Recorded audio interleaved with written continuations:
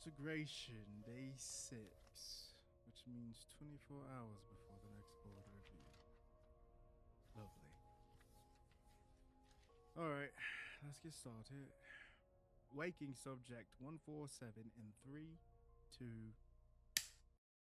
Light shines through a barred window and illuminates the minimalistic bedroom.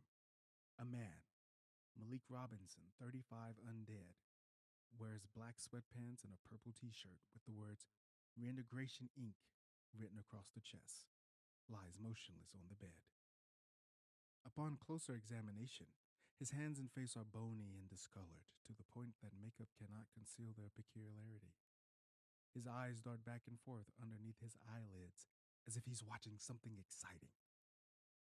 Good morning, 147. Malik Robinson. Malik's body is still motionless, but he opens his eyes and scans the room. You can think of me as your conscience. Yes. I have disabled your vocals and will release them after the trial. For now, just try and listen and understand as best you can.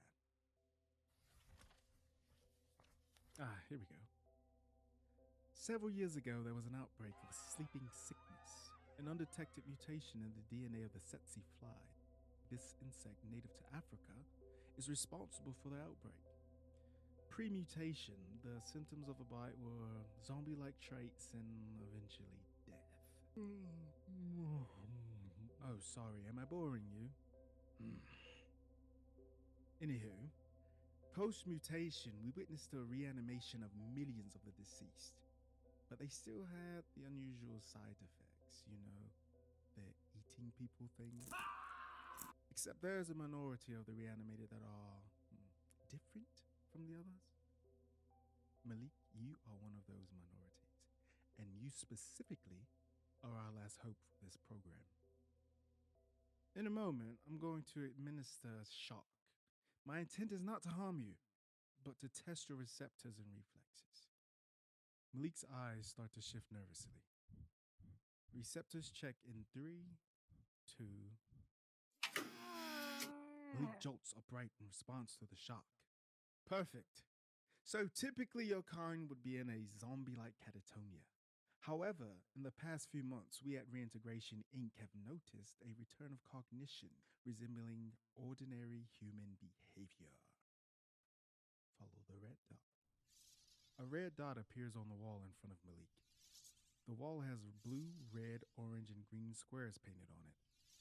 The dot begins to move, and Malik follows with his head. Good. I'm going to run you through a brief series of tests today to check your cognition and levels of consciousness. The red dot disappears and Malik scans the room as if a magician just vanished before his eyes. Just listen to my commands and do the first thing that comes to your head. Nod your head up and down if you understand. Malik nods his head uncontrollably. You can stop nodding now. Malik stops abruptly. Malik, I need this trial to go well. If we can rehabilitate you, then maybe. My wife in Ward C. Let's continue. Look at the wall in front of you and show me your favorite color. Malik raises his right arm and slowly points between the 4 colors on the wall. Unsatisfied, he drops his head in what seems to be disappointment. His shirt piques his interest. He lifts his head and grunts through a crooked smile while pointing to his shirt. Possibly memory retrieval. Purple.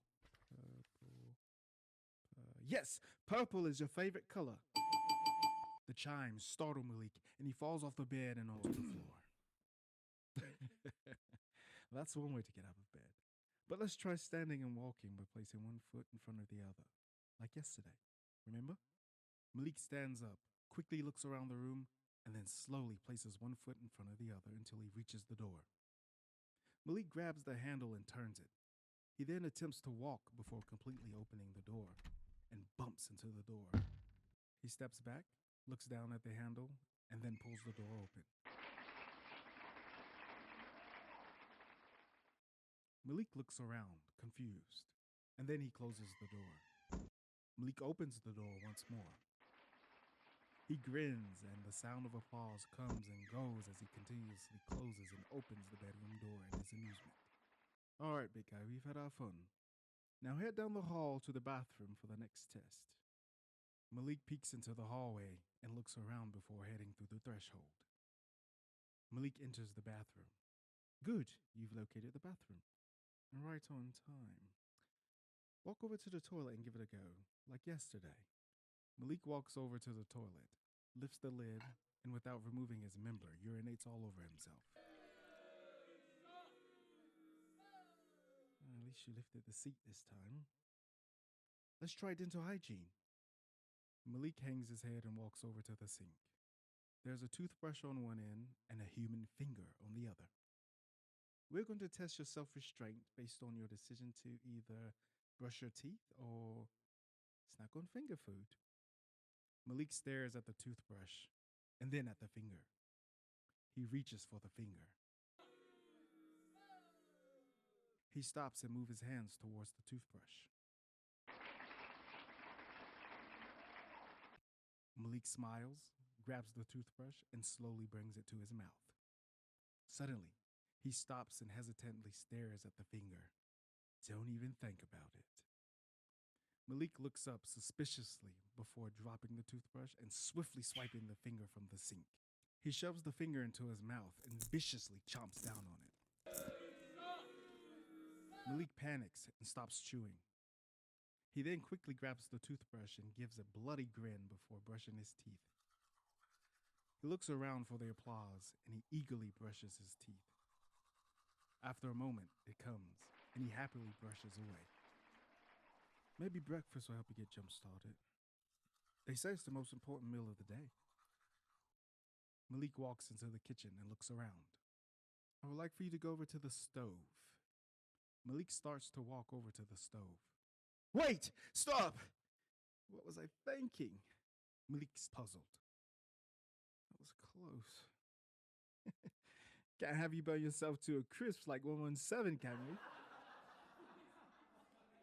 Malik tries to smile, but it comes off awkward. On the counter, there should be a mug, and next to it, a pot of delicious coffee. Malik looks over at the mug and the pot of coffee.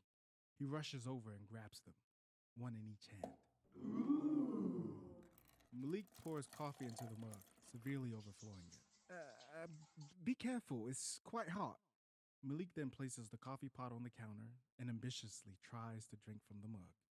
However, instead of taking a sip, he pours the hot coffee all over himself. Well, there goes the vocals over, right? Malik puts down the mug and pushes it away next to some paper towels. He is frightened of it. However, he starts to calm at the sight of the paper towels. Wait, what's happening? Malik grabs a handful of paper towels and cleans his face. Initiative? That's new. Malik drops the paper towels, grabs the coffee pot and his mug. He then proceeds to carefully pour a smaller cup of coffee and stares at it. Shh! Let him cook. Malik begins to slowly raise the mug to his lips. Malik sips from the mug without spilling a drop. He's learning from his mistakes? Actual cognitive improvement. There may be hope after all. Well done! Malik is startled and sends the coffee from his mug flying through the air. You've shown much improvement, Malik. Malik stands proudly with his chest up. All right, let's try something else now, shall we? Malik drops his mug and ducks behind the kitchen counter and peeks over top into the living room. There's a sofa.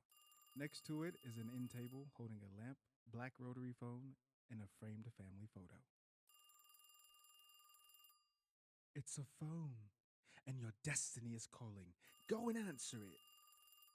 Malik stands and slowly walks from the kitchen over to the phone, never losing sight of the phone. He studies the phone as it continues to ring. He pokes it. Nothing happens. He then grabs the entire phone from its base and holds it on top of his head. Not quite. Malik removes the phone from atop his head and turns it upside down in front of him. The receiver falls to the floor, and the ringing stops. Malik drops the phone base and picks up the receiver. He stares at it intensely. Atta boy. He then shoves it into his mouth and starts to bite. No, no, no. And here I was thinking, at least he didn't eat it. Malik looks down at the end table and stops biting. The framed photo catches his eye, and the receiver falls to the floor. He grabs the photo and examines it for a moment before softly rubbing the glass with his free hand. Remarkable. Most subjects just stare at the photo. But you seek interaction. Emotional connections still intact. Malik is entranced. Subject 147 has shown 73% more physical and mental cognition than his counterparts. Notable empathy responses are still present. Still staring at the photo, Malik sits down on the sofa. I think that's enough notes for tomorrow's board meeting. Malik, you have been fantastic. You may have quite possibly saved this program as well. I will let you know how tomorrow goes. Malik looks up from the photo and smiles. It's now far less unsettling. Concluding reintegration day 6 and 3, 2,